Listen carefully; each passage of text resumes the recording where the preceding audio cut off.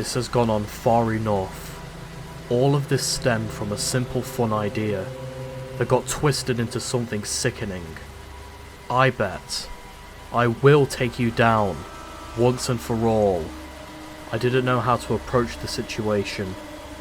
I didn't know if this I bet was as capable as the one before him. But regardless, I knew I had to be careful. I prepared myself the best I could. I got hold of my pistol from my gun safe. I had plenty of rounds in case it turned violent. He was coming here, so all I had to do was wait. I contemplated on if I should call the cops and inform them of this ordeal, but considering how serious he was when he delivered his message 9 days ago, I knew he wouldn't be pulling any of his punches tonight. A few hours passed, and I heard something outside of my house. It sounded like a car pulling up. This had to be him. I couldn't see him in the darkness, as it was a full moon outside. I heard my door getting knocked on. Open the door. This will be our only chance to talk this out. I took a look through the peephole in the door. This, I bet, looked very different. He looked much older.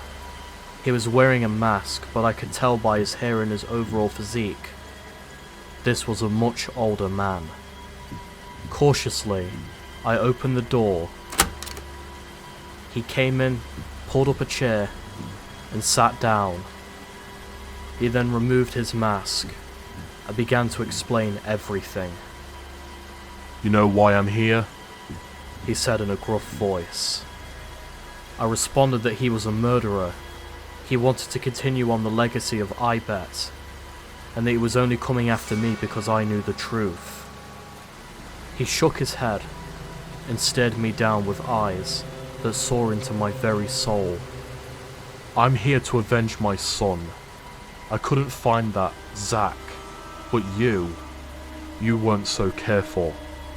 You took away my son's life, when all he was doing was punishing the evil people on the Discord server. He responded, as his hand clasped within his pocket.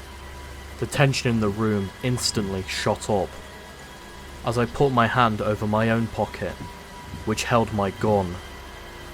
He then yelled out, "Bring him in here!" I then saw that one other person walked through the room, and judging by this person's body, I could already tell. This was I Bet's mother. She dragged my friend James into the room, and set him down on the floor. Listen up. Let's make a little bet, shall we? If you can kill me and my wife, and set your friend free and escape, you can survive this nightmare. But if we kill you, we will track down Zach and fully avenge our son. Have fun. As soon as he said that, the power in my house immediately went out. I then heard a gunshot. And then, I heard James scream in pain.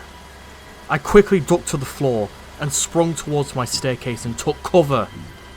I heard shuffling around in the room, as I heard something click and hum to life.